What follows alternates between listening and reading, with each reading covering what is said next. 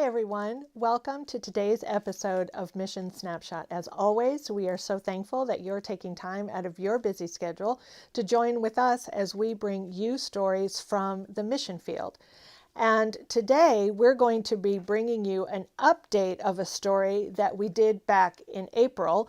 And I'm very happy to be able to give you that update. And in the studio, I have Hannah with me, and she is going to be sharing some updates on which project? The Indonesia TV ministry. Oh, great. I know that if you did not get a chance to see the earlier episode from April, we're going to drop a link to that Mission Snapshot show because we had an urgent need back in April, and we did a show with John Wood in order to bring that to the attention of our viewers. And now we can come back and see what happened after that. So I'm going to turn the time over to you. Okay, so yeah, as you said, there was a really urgent need with the TV ministry because it was actually about to get shut down. Right. And so we kind of have some updates on how God worked through that situation, which is really cool. But just a little bit of an overview for those who don't know about the ministry. So this is Indonesia. Okay. And Indonesia is a very large country.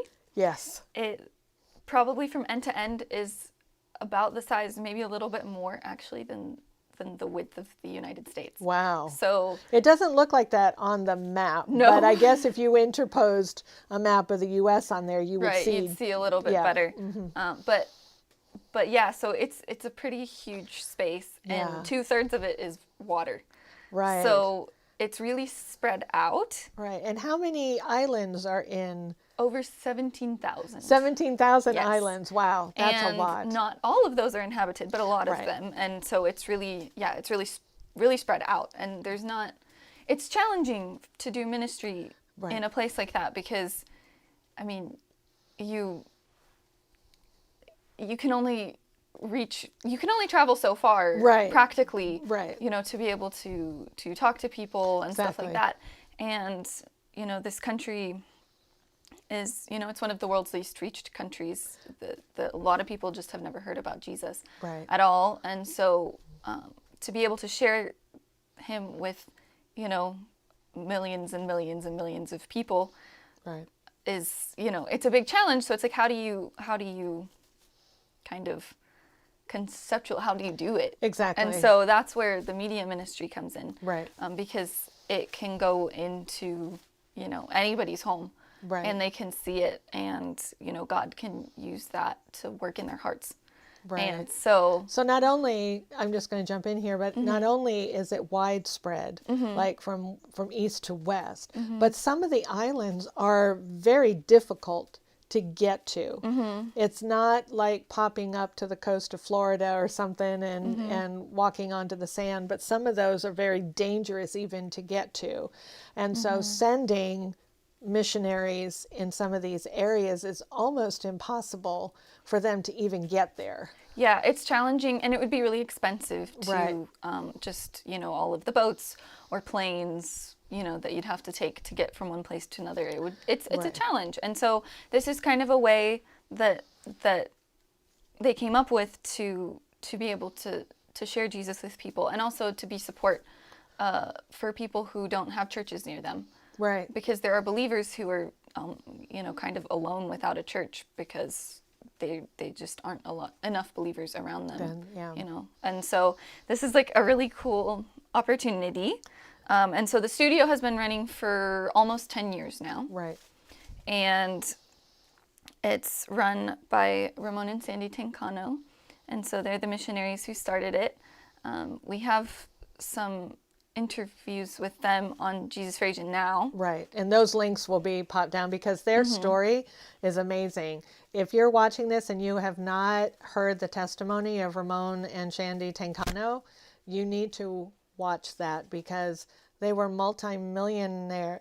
millionaires who gave up everything to follow Christ. and the struggle that they went through and how they came to Mm-hmm. that decision. So it's a fascinating story. I encourage you to check out the Jesus for Asia Now links below.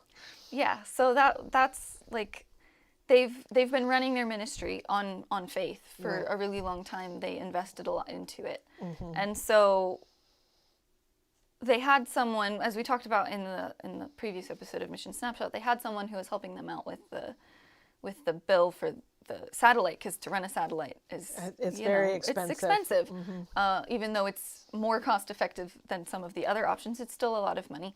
And so they weren't getting really behind on the satellite bill, and so they paid in December, and then for January nothing came in, and for February nothing came in, and for March nothing came in, and so they started getting calls from the company, the satellite company, and like, if you can't keep paying us, Right. we're not going to be able to keep your channel running.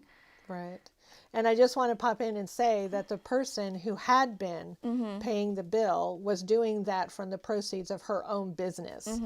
And her business started to go down based on COVID and because COVID hit globally, and she just didn't have the funds to be able to. She would have if she could have. It's just, you can see that the ministry is run on donations and on others giving into the ministry and partnering. And so that's what happened as to why they were behind. Yeah.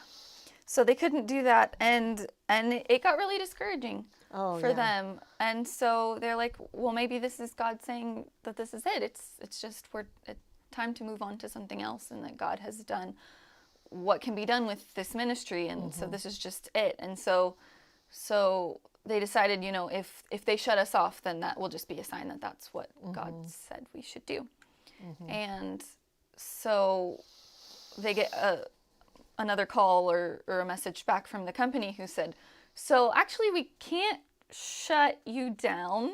You have to request it. Wow. And so they kind of considered that was basically them saying that they're shutting us down. So so Ramon was about to he was, getting ready to type up the email to send the formal request to end it.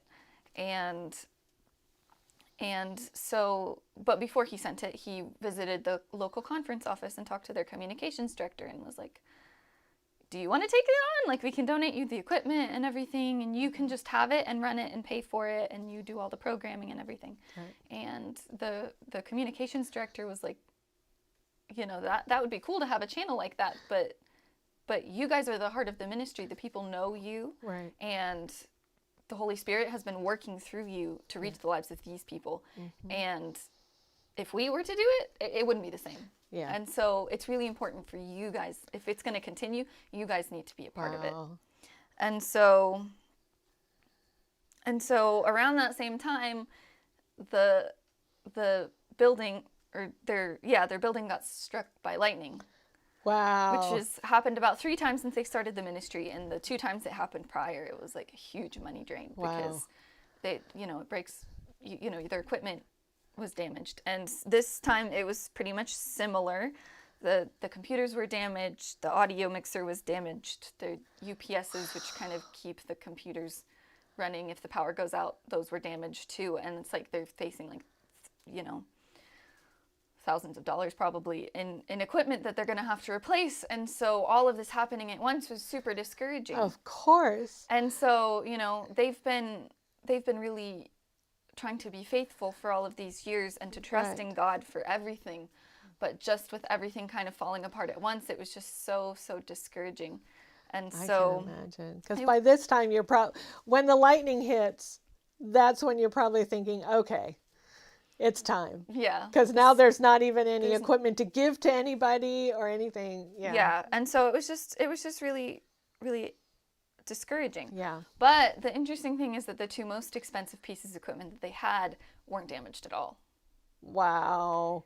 Which that's amazing. Which it is amazing. And so they were pretty sure that God was, telling them it was time, but you don't know. You don't know for sure. And so anyway, so they ended up talking to John. And John Wood, who was our president. Yes. And they talked to him about the problem. And so John asked them, he's like, do you guys still have people who are coming in and responding to your videos? Do you still have people who are watching? And they said yes. And so John kind of got excited about it and was like, if you have people who are being impacted by this, then that means that God must still have plans for you guys. And so that's when he tried to pull together some stuff to help people see what their ministry is doing and the need that there is in Indonesia. And he got really excited about like the opportunity and about keeping it going, because it's just so valuable to the people that it ministers to, and it can plant so many seeds even if we don't see the results of all of that now, Right. How do you turn away from that? How do you turn away from the people who are needing this ministry to stay connected and to hear about Jesus? Wow. Yeah. Wow. And so John asked them, he's like, if we get the donations in to support the ministry and pay the bill and replace the equipment, it's like, will you guys still be willing to do it? And they said, yeah, we'll be willing to do it. Right. And so we had, so we shared the information, and a big donation came in that covered basically the whole satellite bill. Wow. And so they were able to pay that, and then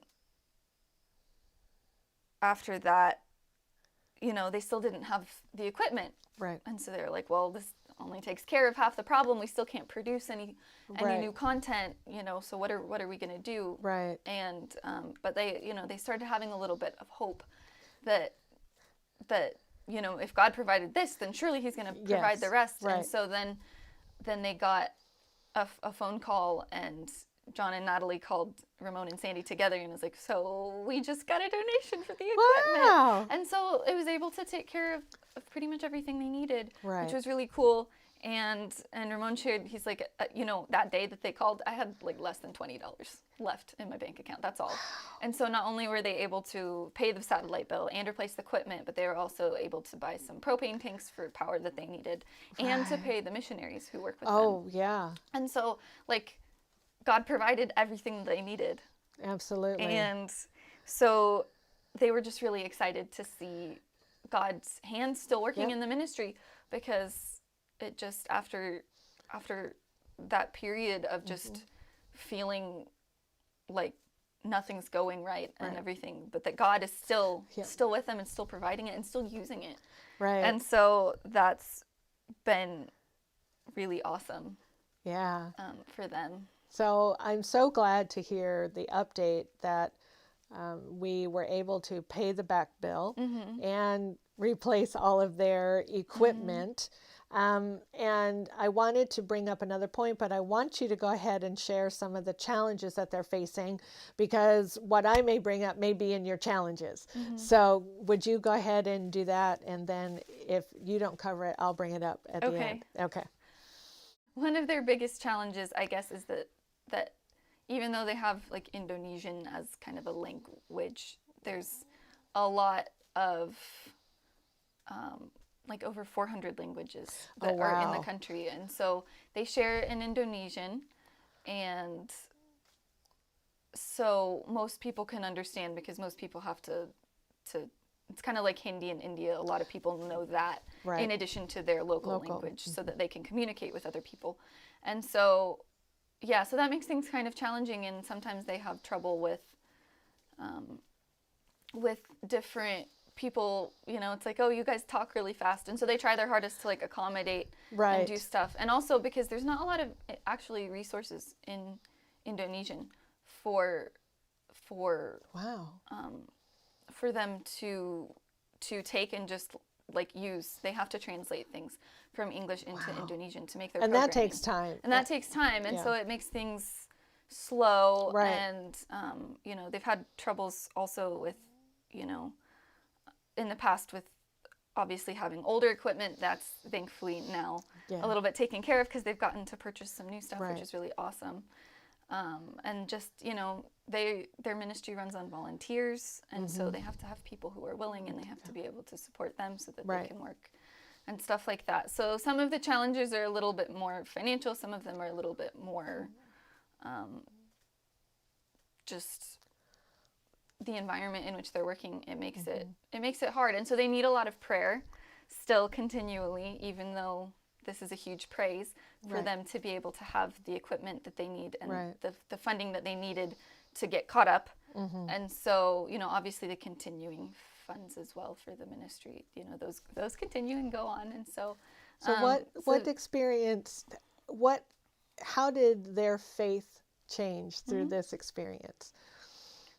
Well, as I said before, they've been living by faith for a long time and trusting that God would take care of their needs. And so they've always been, from what we've seen, very strong in their faith and very trusting in God and stuff. And so for this discouragement, it can kind of happen to anybody. Right. No matter what situation that you're in, when things look bad, sometimes it's easy to just think, oh, it's just going to stay bad. It's like, right. Where's the hope? Where's things going to turn around and look up? But God really showed them that he still cares and that he's still involved, even if there are hardships. That doesn't mean that's it. That he still has a purpose for them. Right. Exactly. And so I appreciate you saying that, because many times, if we're working for the Lord, or even just in our day-to-day lives, and we have something discouraging happen, we can feel like, oh, I've got little faith. Where's my faith? There must be something wrong with me. But I know that Raymond and Shandy are giants of faith, at least compared to me. And for them to also experience discouragement, it's not a litmus test for your faith. And so if there's anyone out there who's discouraged, hang on, because God is working. And so I appreciate that story. Go ahead. Yeah. So, and so he said, who are we to stop what God wants? What doesn't want to stop? Right. If he wants us to continue, then that's what we have to do. Right. And to be able to, and sometimes it's kind of hard to believe the positive when you're struggling, but God's word is sure, and he can give us the faith when we don't feel like we have any. Oh, absolutely. Yeah. And so that's a really cool aspect of this story. Right. Just that God is always with us. Right. And we can always count on him. That's right. Absolutely.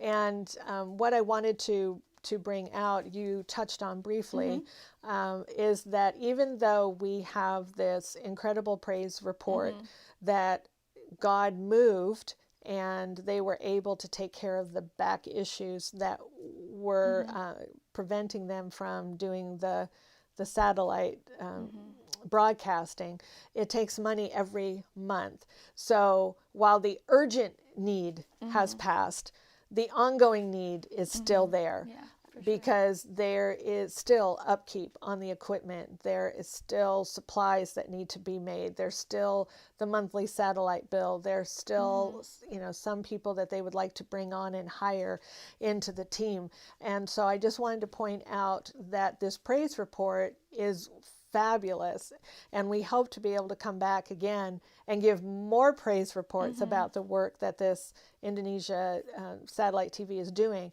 But if this is something that has touched your heart and you would like to partner with Raymond and Shandy as they're doing the work across this large country, we'll drop a link below to their direct donation page so that you can join with them. So I just wanted our folks to know that there's still needs and still challenges, and I'm sure Raymond and Shandy would appreciate your prayers as well. Yeah. Well, did you have anything else? No? That's great. Well, thank you so much for sharing and bringing this praise report. We're always grateful to be able to tell the rest of the story, as it were. And I would like to invite you that if you would like to learn more about Jesus for Asia and the projects that we have, I invite you to go to jesusforasia.org and check out all the projects that are there. We have over 60 projects. There's something there that will resonate with you. And most importantly, we invite you to pray for the projects, because we know that Raymond and Shandy would greatly appreciate your prayers. And so would our Bible workers and our evening school people and our widows. And so we just ask for you to go ahead and visit and check it out. And if this is your first time watching and you're watching us on YouTube, we invite you to subscribe to our channel. If you're watching this on Facebook, we invite you to like our page. And that way you'll be notified of when we do our presentations out there. We do them twice a week on Tuesdays and Thursdays at 1 o'clock, and we'd love to have you to keep joining us. Well, thank you again for being here. We'll see you next time. This has been your Mission Snapshot.